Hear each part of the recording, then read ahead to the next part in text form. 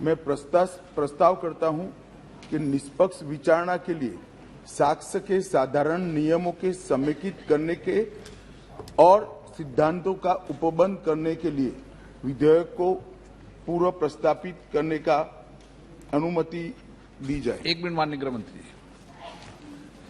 प्रश्न ये कि विधेयक को पुनर्स्थापित करने की अनुमति प्रदान की जाए। जो सदस्य इसके पक्ष में हाँ कहें, जो सदस्य विरोध में ना कहें। मेरे विचार में निर्णय हाँ वालों के पक्ष में, हाँ वालों के पक्ष में। माननीय मंत्री द्वारा विधेयक को स्थापित किया। अध्यक्ष महोदय, जिस प्रकार से 12B सारे सांसदों को निलंबन कर रहे हैं महोदय, इसके कारण मैं प्रस्ताव करता हूं कि अपराधों और शास्तियों से संबंधित उपबंधों का समेकन और संशोधन तथा उससे संबंध या उससे आनुषंगिक विषयों को उपबंध करने के लिए विधेयक को पुनर्स्थापित करने की अनुमति दी जाए। प्रश्न है कि विधेयक को पुनर्स्थापित करने की अनुमति प्रदान की जाए। जो सदस्य इसके पक्ष में हाँ कहें, जो सदस्य विरोध ना कहें। मेरे विचार में निर्णय हाँ वालों के पक्ष में, हाँ वालों के पक्ष में। माननीय मंत्री जी विधेयक, माननीय मंत्री जी कुछ कहना चाहते हैं इस पे? हाँ। सभापति महोदय, माननीय अध्यक्ष जी, सबसे पहले तो आज 18 साल की उम्र में देश के लिए बलिदान देने वाले महान क्रांतिकारी खुदीराम बोस की पुण्यतिथि है। मैं पूरे सदन के सामने शीश झुकाकर उनको नमन करना चाहता हूं और उनकी स्मृति से प्रेरित होकर युगों युगों के लिए जो युवा देश के लिए काम करेंगे, वो सब के लिए महान क्रांतिकारी खुदीराम बोस जी का जीवन प्रेरणा के स्रोत हमेशा के लिए रहेगा, इसका मुझे विश्वास है। माननीय अध्यक्ष जी, आज का ऐतिहासिक दिवस है। आज के ही दिन दादरा नगर हवेली का भारतीय संघ में विलय हुआ था और भारतीय संघ एक प्रकार से संपूर्ण राष्ट्र बना था। माननीय अध्यक्ष जी, आज जब मैं ये 3 विधेयक लेकर आया हूं, उस वक्त आजादी के अमृत महोत्सव का समापन हो रहा है और आजादी के अमृत काल की शुरुआत होने का समय है। 15 अगस्त से आजादी का अमृत महोत्सव समाप्त होगा और 16 अगस्त से आजादी की 75 साल से 100 साल की यात्रा की शुरुआत होगी, जो निश्चित रूप से महान भारत की रचना करेगी। प्रधानमंत्री नरेंद्र मोदी जी ने इस देश के सामने गत 15 अगस्त को लाल किले की प्राचीर से अपना उद्बोधन देते हुए 5 प्रणों को देश की जनता के सामने रखा था। माननीय अध्यक्ष जी, ये 5 प्रण में से एक प्रण था कि हम गुलामी की सभी निशानियों को हम समाप्त कर देंगे, हमारे मन से वो बोझ को दूर करेंगे। माननीय अध्यक्ष जी, आज मैं जो 3 विधेयक एक साथ लेकर आया हूं, वो तीनों विधेयक एक प्रकार से मोदी जी ने जो 5 प्रण लिए हैं, उसमें से एक प्रण की अनुपालना करने वाले हैं। माननीय अध्यक्ष जी, ये तीनों विधेयक दंड विधान प्रक्रिया, क्रिमिनल जस्टिस सिस्टम को बेसिक कानून, इसके लिए मूलभूत कानून ये 3 विधेयकों के अंदर है। एक है इंडियन पिनल कोड जो 1860 में बनाया गया, दूसरा है क्रिमिनल प्रोसीजर कोड जो 1898 में बनाया गया और तीसरा है इंडियन एविडेंस एक्ट जो 1872 में बनाया गया। 1860, 1898 और 1872 में अंग्रेजों द्वारा बनाए गए, अंग्रेजों की संसद के द्वारा पारित किए गए ये तीनों कानूनों को समाप्त कर आज हम तीनों नए कानून पुनर्स्थापित करने के लिए मैं आया हूं। माननीय अध्यक्ष जी, इंडियन पिनल कोड 1860 की जगह भारतीय न्याय संहिता 2023 अब एस्टैब्लिश होगी। क्रिमिनल प्रोसीजर कोड 1898 की जगह भारतीय नागरिक सुरक्षा संहिता प्रस्तापित होगी और इंडियन एविडेंस एक्ट 1872 की जगह भारतीय साक्ष्य अधिनियम 2023 प्रस्तापित होगा। यह कानूनों की जो कानून रिपील होंगे इस तीनों विधेयक से, वो कानूनों की आत्मा जो है, वो कानूनों का मध्य बिंदु है कानून बनाने का, वो अंग्रेज शासन को मजबूत करने की दृष्टि से कानून बनाए गए थे।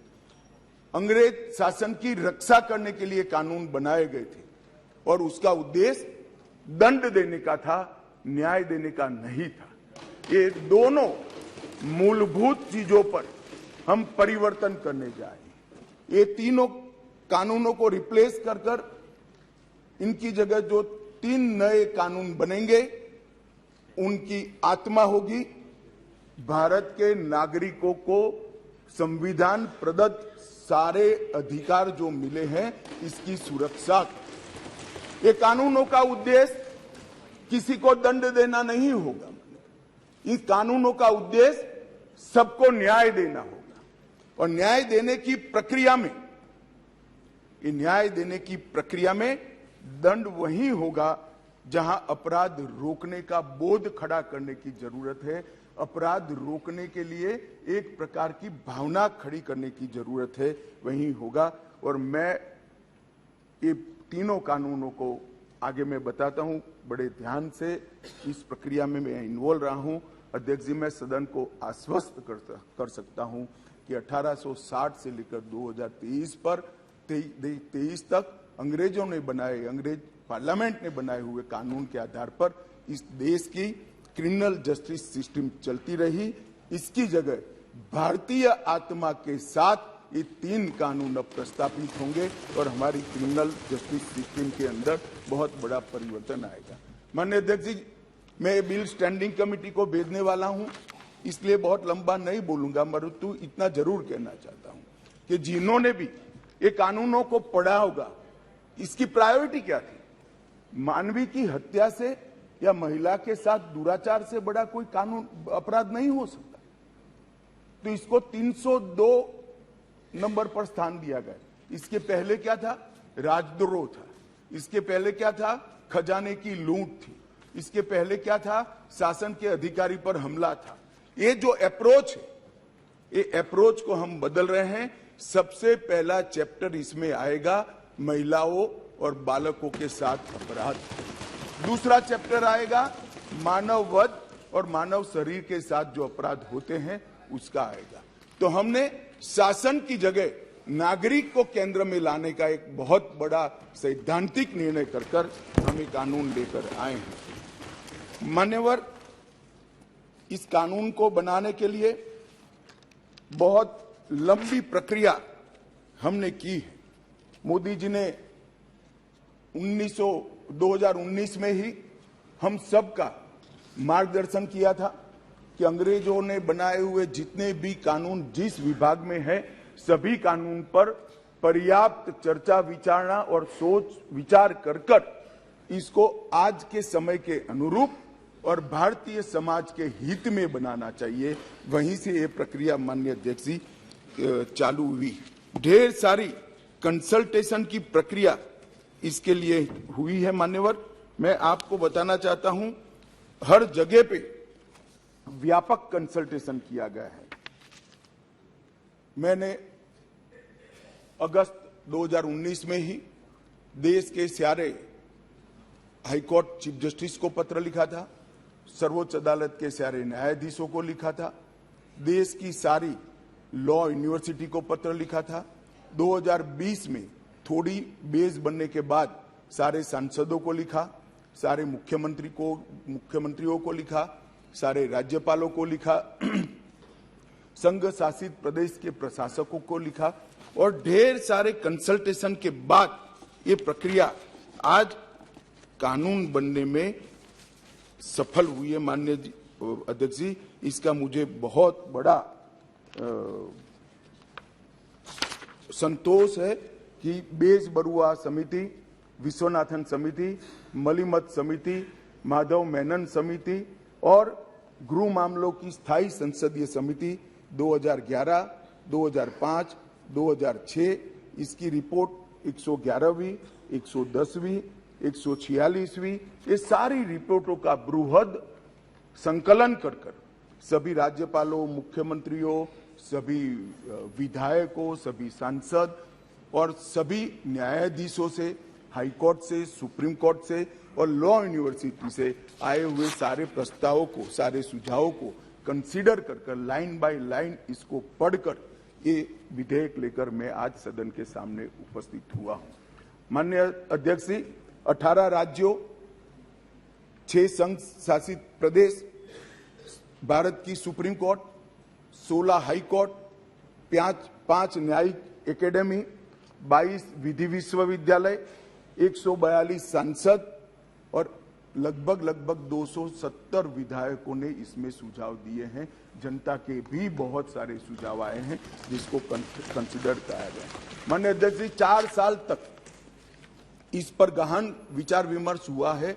मैं जिसमें उपस्थित हूं ऐसी 158 बैठकें हमने रिकॉर्ड पर करी है। माननीय अध्यक्ष जी, बाय लाइन इसको हमने पढ़ा है। मान्यवर, भारतीय नागरिक सुरक्षा संहिता जो सीआरपीसी के को रिप्लेस करेगी, इसमें अब 533 धाराएं बचेगी, 160 धाराओं को बदल दिया गया है, 9 धाराएं नई जोड़ी गई है और 9 धाराओं को निरस्त किया गया है। भारतीय न्याय संहिता जो आईपीसी को रिप्लेस करेगी, इसमें अब पहले 511 धाराएं थी, इसकी जगह 356 धाराएं होगी, 175 धाराओं में बदलाव हुआ है, 8 नई धाराएं जोड़ी गई है और 22 धाराएं निरस्त कर दी गई। भारतीय साक्ष्य अधिनियम जो एविडेंस एक्ट को रिप्लेस करेगा, इसमें 170 धाराएं होगी, पहले 167 थी, 23 धाराओं में बदलाव किया है, 1 धारा नई जोड़ी गई है और 5 धाराएं निरस्त की। मान्यवर, मैं सदन को बताना चाहता हूं, ये तीनों कानूनों में गुलामियों की निशानी से भरे हुए कानून। सबसे पहले तो इसको ब्रिटेन की पार्लियामेंट ने पारित किया था, हमने अडॉप्ट किया था, यहीं से शुरुआत होती। परंतु इसके अलावा आज भी जो कानून आज इससे निरस्त होंगे, जब सदन पारित करेगा तब वो कानूनों के अंदर कुछ शब्द थे मैं जरूर कहना चाहता हूं, जिससे हमें मालूम पड़ेगा कि 75 साल तक हम किस कानूनों के आधार पर क्रिमिनल जस्टिस सिस्टम को चलाए हैं।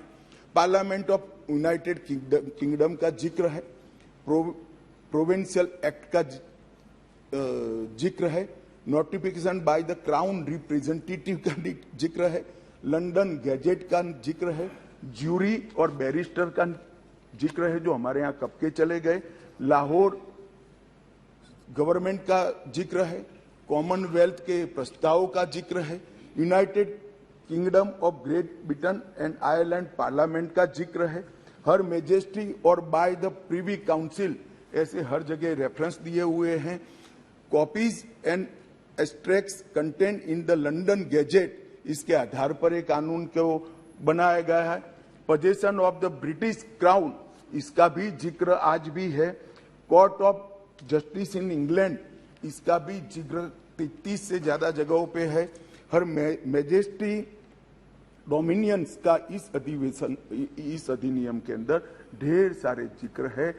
टोटल 475 जगह ये गुलामी की निशानियों को समाप्त कर आज हमने एक नया कानून मान्यवर लेकर आए। माननीय अध्यक्ष जी, इस कानून से हमने नए युग को जोड़ने का भी प्रयास किया है। हमारी क्रिमिनल जस्टिस सिस्टम में बहुत समय लगता है। कानून में कोई कानून की अदालत में जाए तो न्याय इतनी देर से मिलता है कि न्याय का कोई मतलब ही नहीं।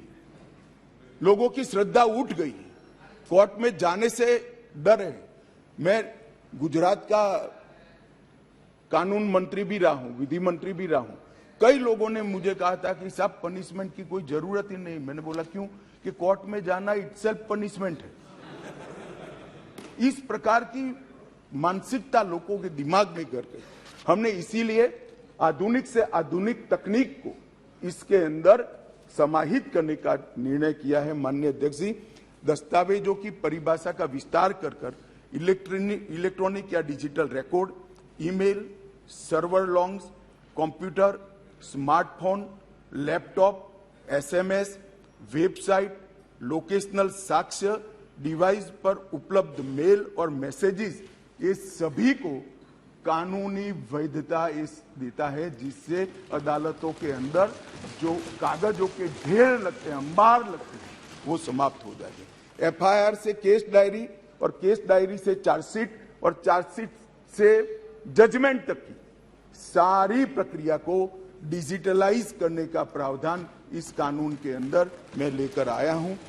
अदालत की सभी कार्यवाही को टेक्नोलॉजी के माध्यम से करने के लिए हम करते हैं। अभी आरोपी की पेशी ही सिर्फ वीडियो कॉन्फ्रेंस से हो सकती है, अब संपूर्ण ट्रायल क्रॉस सहित की वो वीडियो कॉन्फ्रेंस से होगी। शिकायतकर्ता और गवाहों का परीक्षण भी होगा। जांच पड़ताल और मुकदमे में साक्ष्यों का रिकॉर्डिंग जो करना है वो भी होगा, और उच्च न्यायालय के मुकदमे और सभी अपीलीय कार्यवाही भी डिजिटली संभव होगी। माननीय अध्यक्ष जी, ये करने से पहले इसमें कोई न्याय के बारे में कोई गोता ही न हो जाए, इसलिए हमने नेशनल फॉरेंसिक साइंस यूनिवर्सिटी और देश भर के सारे विद्वानों को, इस विषय के विद्वानों के साथ बैठकर इसकी चर्चा कर टेक्नोलॉजी के एक्सपर्ट के साथ बैठकर उसको बनाया गया है। सर्च और जब्ती के वक्त मान्यवर हमने कई सारे ऐसे प्रावधान किए हैं जिससे निर्दोष नागरिक को फंसाया न जा सके। सर्च और जब्ती के वक्त ढेर सारी ऐसी फरियादें मेरे यहाँ रख दिया गया, मेरे यहाँ था नहीं, पुलिस लेकर आई, रख दिया। अब हमने सर्च और जब्ती में वीडियोग्राफी को कंपलसरी करा है, जो अब वीडियोग्राफी केस का हिस्सा होगी। पुलिस द्वारा ऐसी रिकॉर्डिंग के बिना कोई भी चालान, चार्जशीट रखा जाएगा वो वैध नहीं होगा। हमारा दोष सिद्धि का प्रमाण बहुत कम है। आजादी के 75 साल के बाद भी हम दोष सिद्ध नहीं कर पाते हैं मान्यवर। इसीलिए फॉरेंसिक साइंस को हमने बहुत बढ़ावा देने का काम किया है। देश के प्रधानमंत्री जी ने एक ऐतिहासिक निर्णय लिया है नेशनल फॉरेंसिक साइंस यूनिवर्सिटी बनाने का। मैं इस सदन के माध्यम से पूरे देश को आश्वस्त करना चाहता हूं कि 3 साल के बाद हर साल 33,000 फॉरेंसिक साइंस के एक्सपर्ट और साइंटिस्ट मिलने लगे। ये इसलिए किया गया कि कानून हम लेकर आने वाले थे मान्यवर। एक कानून में हमने लक्ष्य रखा है कि दोष सिद्धि के प्रमाण को, कन्विक्शन रेशियो को 90% से ऊपर लेकर जाना है, ये हमारा लक्ष्य है। इसलिए हमने एक महत्वपूर्ण प्रावधान किया है कि 7 वर्ष या उससे ऊपर की सजा जिस धाराओं में है, वो सभी क्राइम सीन पर फॉरेंसिक टीम की विजिट को हम कंपलसरी कर रहे हैं।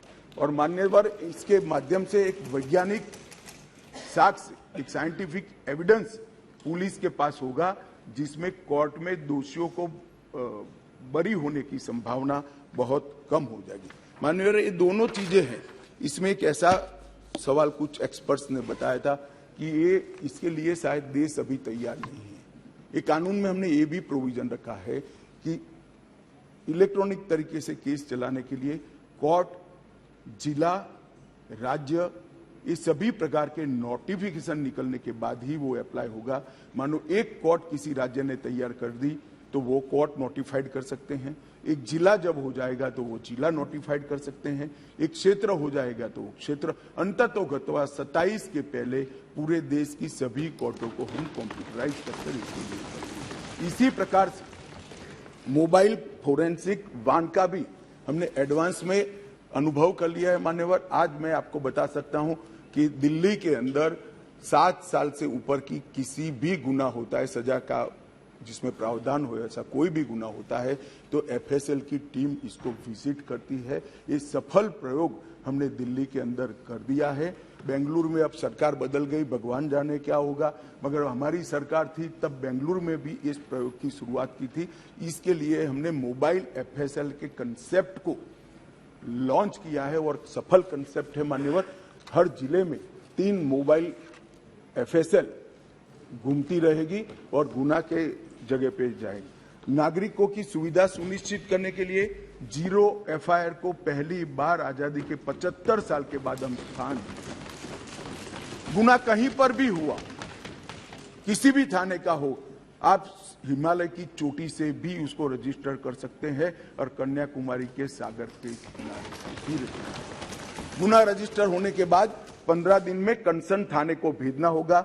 FIR का प्रावधान हम पहली बार जोड़ रहे हैं। हर जिले में और हर थाने में एक ऐसा पुलिस अधिकारी नामित किया जाएगा जिसके परिवारजनों में गिरफ्तारी हुई है। इसको अधिकृत सर्टिफिकेट देना पड़ेगा कि आपके परिजन हमारी कस्टडी में है और इसके लिए अब हम रिस्पॉन्सिबल। कई बार पकड़कर पुलिस 4-4 दिन तक कोई जवाब नहीं देती है मान्यवर, और वहां पर उनको कोर्ट में जाना है और इसकी जगह अब वो ऑनलाइन भी सूचना देनी पड़ेगी और व्यक्तिगत सूचना भी देनी पड़ेगी। यौन हिंसा के मामले में पीड़िता का बयान कंपलसरी कर दिया गया है और यौन उत्पीड़न के मामले में बयान का वीडियो रिकॉर्डिंग भी अब कंपलसरी कर दिया है। मान्यवर, पुलिस को 90 दिन में जिसने फरियाद की है इसका स्टेटस देना हमने कंपलसरी कर दिया है। 90 दिन में उसका स्टेटस देना पड़ेगा और हर 15 दिन में फरियादी को अपना स्टेटस भेजना पड़ेगा। 7 वर्ष या उससे अधिक के कारावास का केस अगर विड्रॉ करना है तो पीड़ित को सुने बगैर कोई भी सरकार इसको विड्रॉ नहीं कर पाएगी।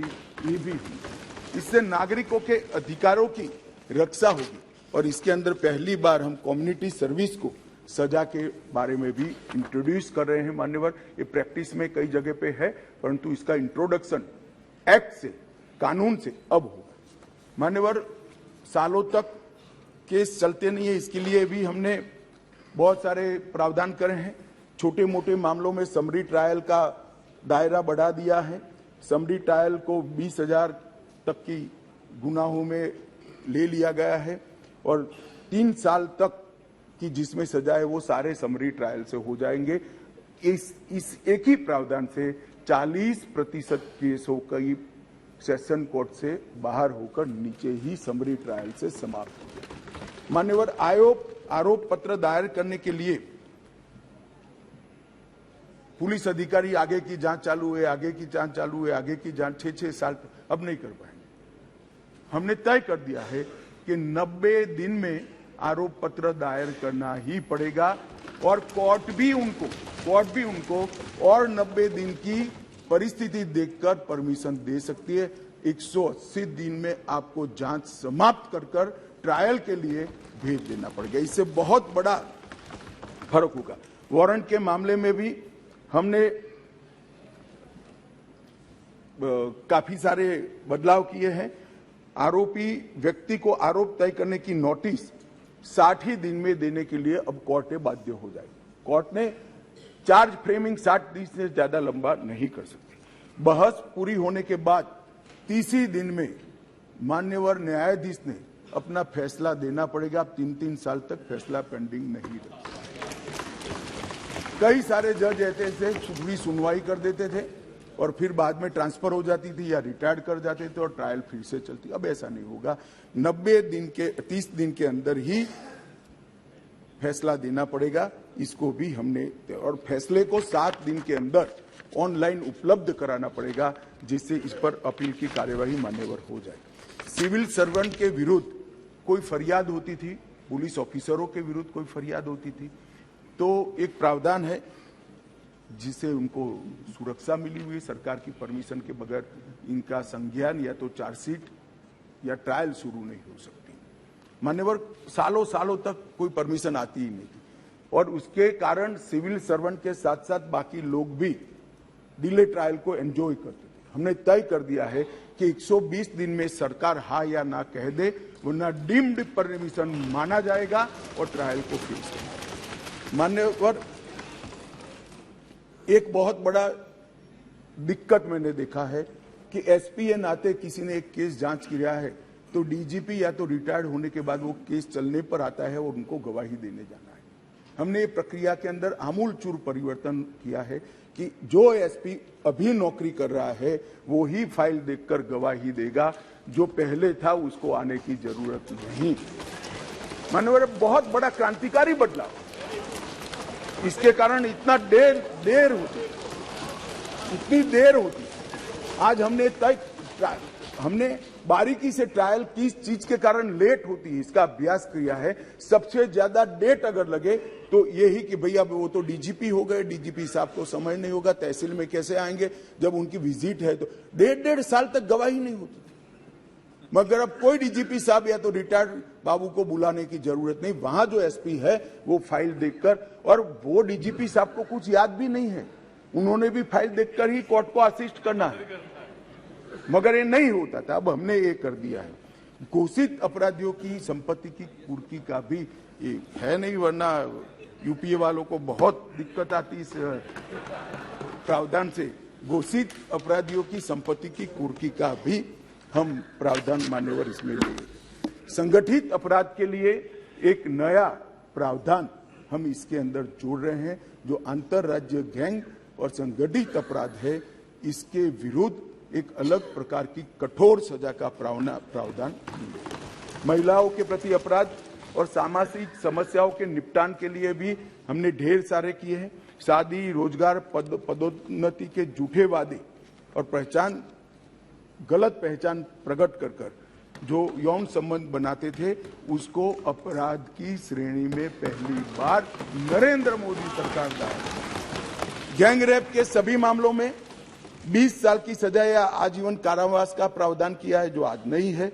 18 वर्ष से कम आयु की बच्चियों के मामले में मृत्यु दंड का भी प्रावधान। मान्यवर, मॉब लिंचिंग का बड़ा शोर मचा है, हमने उसको केयरफुली करा है। मॉब लिंचिंग के लिए भी 7 साल आजीवन कारावास और मृत्युदंड तीनों का प्रोविजन कर हम प्रावधान मान्यवर लाए। स्नेचिंग के लिए चाहे मोबाइल का हो चाहे महिलाओं की चेन का हो, कोई प्रावधान नहीं था। बहुत सारे लोग छूट जाते थे क्योंकि वो चोरी भी नहीं होती थी, स्नेचिंग का प्रावधान भी नहीं था। अब स्नेचिंग का भी प्रावधान ले रहे। मान्यवर, एक 324 इसमें गंभीर चोट के कारण निष्क्रियता की स्थिति हो जाती थी। मानो कोई अपाहिज हो गया, ब्रेन डेड हो गया, मृत्यु नहीं हुई, पूरा पैर कट गया, हाथ कट गया, तो भी 7 साल की सजा थी। और किसी को थोड़ा लगा, रिपेयर होकर 1 सप्ताह में अस्पताल से बाहर आ गया, तो भी 7 साल। हमने दोनों को अलग कर दिया। हमेशा के लिए अपंगता अगर आती है या ब्रेन डेड होता है तो इसकी सजा को 10 साल या तो आजीवन कारावास में बदलना। बच्चों द्वारा अपराध करने वाले व्यक्ति के लिए, बच्चों के साथ अपराध करने वाले व्यक्ति के लिए सजा को बढ़ाया गया है, 7 से 10 साल किया गया है। पहले जुर्माना काफी कम था, अनेक प्रोविजन में जुर्माने को बढ़ाने का भी काम किया है। मान्यवर,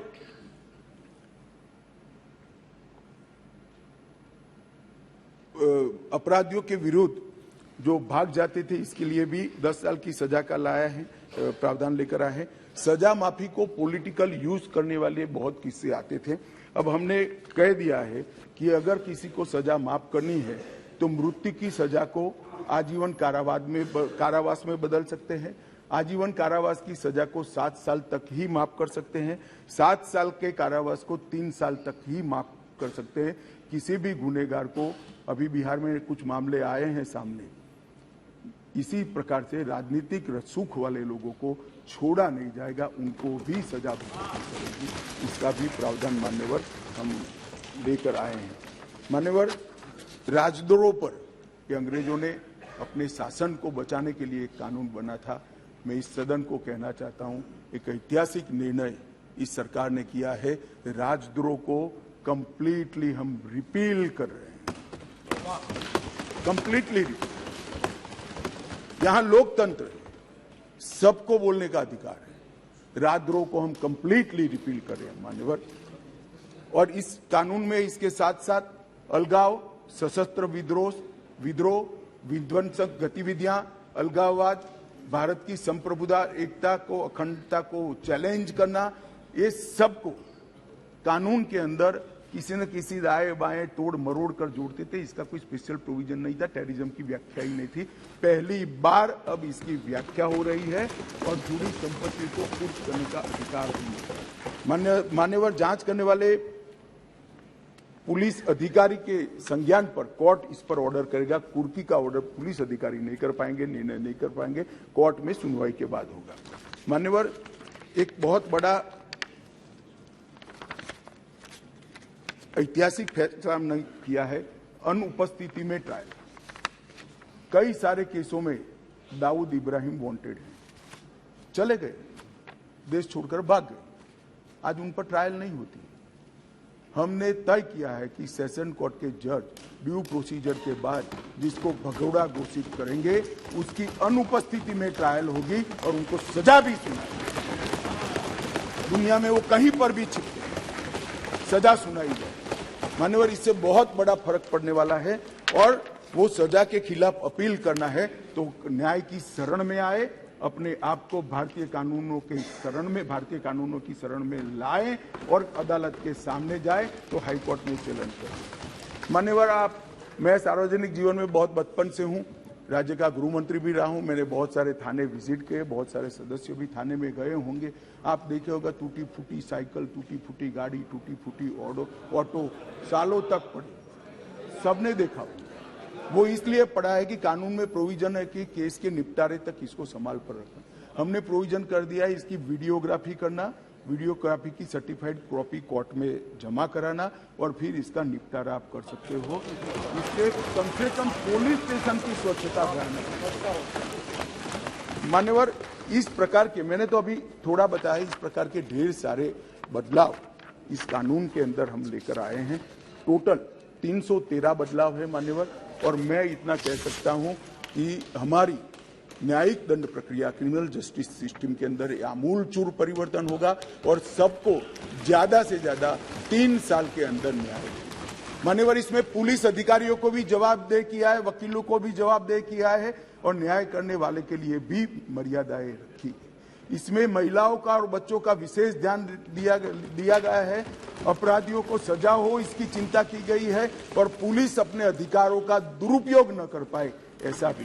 इसके अंदर राजद्रोह जैसे कानूनों को एक और हम निरस्त कर रहे हैं तो दूसरी ओर धोखा देकर महिला का शोषण करने वाले और मॉब लिंचिंग जैसे जघन्य अपराध करने वालों को दंडित करने का भी एक और हमने राजद्रोह को रिपील किया है, दूसरी ओर संगठित अपराध और टेररिज्म पर नकेल कसने का काम भी हमने किया है। मान्यवर, मैं मानता हूं कि तीनों संहिता अपने आप में संपूर्ण है, परिपूर्ण है, परंतु 1807, 1828, 88 और 1878 से कानून प्रचलन में कोई भी व्यक्ति, कोई भी डिपार्टमेंट या कोई भी व्यक्तियों का समूह इसको कंप्लीट नहीं कर सकता। इसलिए मैंने निर्णय किया है मान्यवर कि इस कानून को मैं स्टैंडिंग कमेटी को, गृह विभाग की स्टैंडिंग कमेटी को देना चाहता हूं, जिससे पक्ष विपक्ष सभी संसद सभ्य इस पर अपना, काफी संसद सभ्यों ने दिया है, परंतु इस पर काफी अच्छी सोच विचार हो। इस पर बार काउंसिल भी चर्चा करे, बार एसोसिएशन भी चर्चा करे, कुछ रिटायर्ड न्यायिक अधिकारी भी चिंता करें और हम लॉ कमीशन को भी भेजेंगे, लॉ कमीशन भी अपनी टिप्पणियां दे। तो कुल मिलाकर ये सब आने के बाद ये विधेयक को उचित परिवर्तन करने के बाद मैं फिर से इस सदन के लिए आऊंगा। मैं आपको अनुरोध करता हूं माननीय स्पीकर महोदय कि मैं विधेयक को पुनर्स्थापित करता हूं और माननीय स्पीकर महोदय मैं ये भी अनुरोध करता हूं कि विधेयक को जांच हेतु विभाग संबंधी गृह कार्य संबंधी संसदीय स्थायी समिति को। एक मिनट, प्रश्न ये कि विधेयक को पुनर्स्थापित करने की अनुमति प्रदान की जाए। जो सदस्य इसके पक्ष में हाँ कहें, जो सदस्य विरोध में ना कहें। मेरे विचार में निर्णय हाँ वालों के पक्ष में, हाँ वालों के पक्ष में माननीय मंत्री विधेयक को पुनर्स्थापित करें। माननीय मंत्री जी। मान्यवर, मैं इस विधेयक को, तीनों विधेयकों को गृह विभाग के कार्य संबंधी, माननीय स्पीकर महोदय मैं विधेयक को पुनर्स्थापित करता हूं और आपसे निवेदन करता हूं कि ये तीनों विधेयकों को गृह कार्य संबंधित गृह विभाग के कार्य संबंधित संसदीय स्थायी समिति को भेज दिया जाए। मान्यवर सिमरत मैंने कुछ पूछना चाहती हूँ। अब इसमें एक मिनट पूछ ले वो। गृह मंत्री जी को बधाई देती हूँ, बहुत ही बड़ा परिवर्तन। सर सिर्फ एक चीज आपसे मैं पूछना चाहूंगी कि जो लोग जेल की सजा काट के अभी भी जेल में 30-30 साल से, कुछ उनके लिए भी इसमें है कि नहीं, एक ये पूछना। सर दूसरा सवाल ये कि प्रैक्टिकली जो जमीन में होता है सब घर घर तक नशे पहुंच रहे हैं, जो घर वाले किसी को बताते भी हैं तो उनके बारे कोई उनका एक्शन नहीं लिया जाता, तो कोई प्रावधान इसके लिए भी कुछ होगा? एक मिनट गृह मंत्री जी, गृह मंत्री जी माफी का सवाल है। माफी अपराध क्या है इसके आधार पर करने का संपूर्ण वैधानिक प्रावधान। बी मेहताब जी, सजा पूरी कर ली है, इसको छोड़ने के लिए सजा पूरी मेहताब नहीं जी। होती है, जन्मटिप होती है, अंतिम सांस तक होती है। इसको 14 साल में करने का जेल के अधिकारी के पास अधिकार होता है। वो अधिकार के उपयोग के लिए भी गुना को देखकर वैधानिक अधिकार उसको दिए गए। बी मेहताब जी प्लीज एक minute. Bi Mehtab ji, Bi Mehtab ji. Sir, I am very grateful to be a witness in the history in the making. कई सालों से as a journalist by profession, we have been repeatedly asking for change in IPC and also CRPC. And during my last 25 years in this house, during Atalji's prime ministership, we had also deliberated on change of Evidence Act. Why it is necessary. To certain extent, the then Home Minister, Mr. Advani, had assured this House that yes, we will be working on the change of Evidence Act. So today when I saw, because this is in a supplementary list of business, and Honorable Home Minister has brought about 3 bills together, totally overhauling our legal system, just law and justice system. Actually, I would only like to mention here, of course, in the statement of objects and reasons it is mentioned relating to IPC. What was IPC? It is not actually Indian Penal Code. It was originally Irish Penal Code. And Macaulay is the father of this IPC. Though in 1834 this committee was formed, the law committee was formed by the British government. And 1834 means it was during the East India Company. 1856 the British Crown came into power in India. And in 1860 this was implemented, just removing Irish and putting Indian Penal Code. Okay. So it was more like subjugation of the subjects by the power, by the ruling power. So now, as the Home Minister has very rightly mentioned, he has enunciated certain points and it is going to the standing committee. Similar is about the Criminal Procedure Code.